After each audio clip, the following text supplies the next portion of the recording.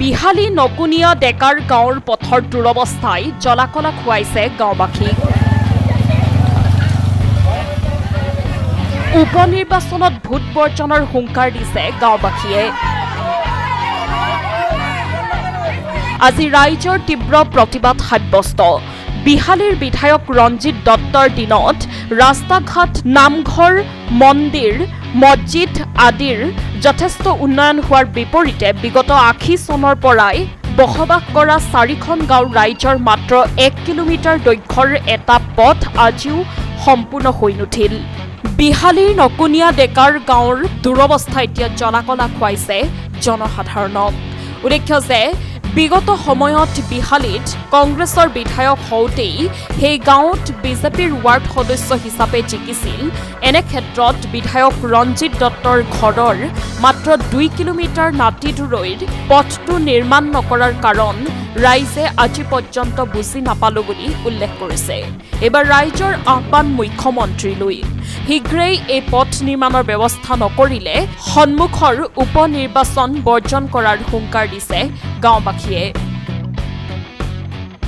ৰাস্তাটো এই অৱস্থাত আছে, আমাৰ কোনো গাড়ী মটৰ মানুহ স্কুলীয়া ল'ৰা ছোৱালী যাব নোৱাৰে। ৪-৫খন গাঁৱৰ মানুহ ৰাইজ মিলি খেতি পথাৰলৈ যাব নোৱাৰা হৈছে। এই ৰাস্তাত এনে অসুবিধা হৈছে, হয়তো কেতিয়াবা আমি নিজকে নিজে দুখ লগা কথা। আজি আমি ইমান বছৰ ইয়াত বসবাস কৰি আজিলৈ আমি ভাল ৰাস্তাত খোজ কাঢ়িবলৈ নোপোৱা হ'লোঁ। আন আন ঠাইত দেখিছোঁ কেনেকুৱা সুৰুঙা জেগাত কেনেকুৱা ৰাস্তা দিছে। আজি বিধায়ক ডাঙৰীয়া আমাৰ ওচৰৰে হৈও আজি এই ৰাস্তালৈ চকু কাণ দিয়া নাই। ৰঞ্জিত দত্ত ডাঙৰীয়া, তেখেত নকুনিয়া ডেকা গাঁও। আজিও আমাৰ এই ৰাস্তাত দুৰ্ভাগ্য, আমি খোজ কাঢ়িবলৈ নোপোৱা। আজিলৈ আমাৰ ল'ৰা ছোৱালীয়ে কণ ল'ৰা ছোৱালী স্কুললৈ যাব নোৱাৰি। স্কুললৈ যাওঁতে বোকাতে পৰে, কিন্তু কাপোৰ কানি অৱস্থা নোহোৱাত তেওঁলোকে আকৌ ৰিটাৰ্ণ স্কুললৈ যাব নোৱাৰি ঘৰলৈ ঘূৰি আহে। এই অৱস্থাত আমাৰ ল'ৰা ছোৱালী শিক্ষানুষ্ঠানলৈও যাব নোৱাৰা হ'ল। গতিকে মুখ্যমন্ত্ৰী ডাঙৰীয়ালৈ এতিয়াই অনুৰোধ, আমাৰ মহিলাসকলৰ ফালৰ পৰা অতি সোনকালে যেন আমাৰ ৰাস্তাটো সুকলমে ভাল কৰি দিয়া, তাৰে কামনা কৰি আপোনাৰ চৰণত সেৱা ধৰা হ'ল। কৃষ্ণ। এতিয়া প্ৰথম অৱস্থাত আমি 1980 চনৰ পৰাই আমি এই গাঁৱত বসবাস কৰি আহিছোঁ।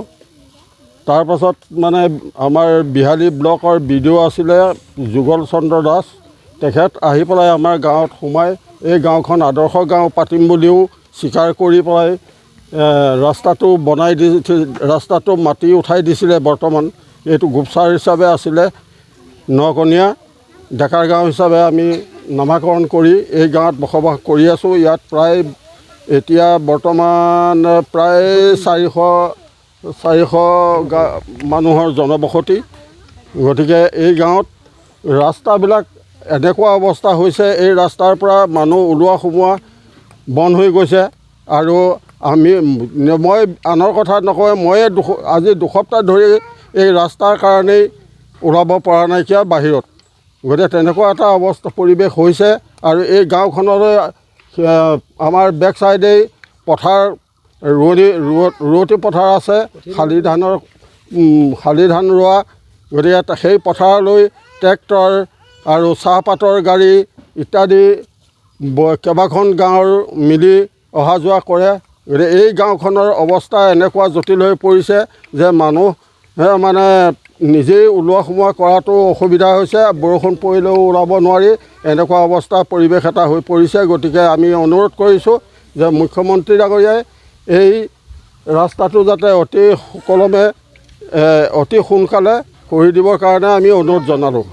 এটা কথা ক'ব বিচাৰিছোঁ, যিহেতু এইখন গাঁৱত 120 ঘৰ মানুহ জড়িত যদিও এই ৰাস্তাটো নকুনিয়া পথাৰ ৰাস্তা, নকুনিয়া চেণ্টাৰৰ পৰা নকুনিয়া পথাৰলৈ প্ৰায় 5-6খন গাঁৱৰ ৰাইজ জড়িত থকা, কঠীয়া নিয়া হওক বা চাহপাত কঢ়িওৱা হওক, এনেকুৱা এটা সংযুক্ত ৰাস্তা। আৰু লগতে নকুনিয়া চেণ্টাৰ দি গৈ পেলাই এইটো এটা MB ৰোড বুলি কয়, মানে আপোনাৰ যিটো গাংমুথান মোটেমাৰী সংযুক্ত ৰাস্তা, বিহালী মেডিকেল যোৱা ৰাস্তা। গতিকে এইখন গাঁৱত যথেষ্ট সংখ্যক সৰু ল'ৰা ছোৱালীয়ে হওক বা কৃষকেই হওক, অতি পিছপৰা দুখীয়া গাঁও এইখন।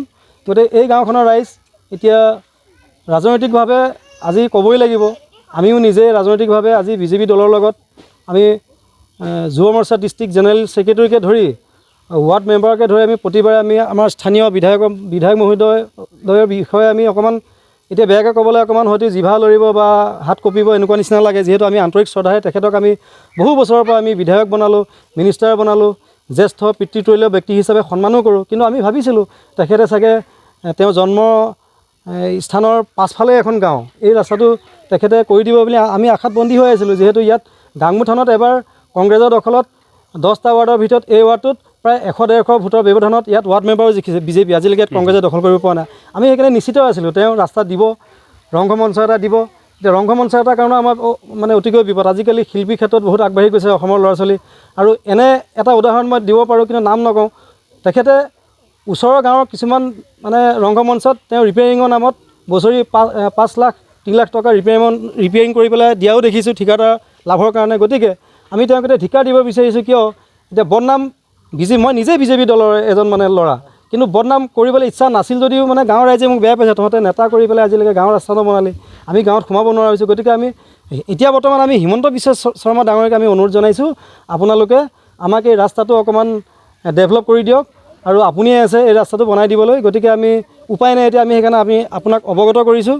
গতিকে এই ৰাস্তাটোৰ ক্ষেত্ৰত আপুনি অকণমান চকু দিয়ে যেন, আৰু যাতে ৰঞ্জিতৰ নেতৃত্বত আমি আৰু কোনোবা এজন বিধায়ক আহি যে ৰাস্তাটো যে ইয়াত বনাই দিব, আমি আশাটো একেবাৰে বাদ দিছোঁ।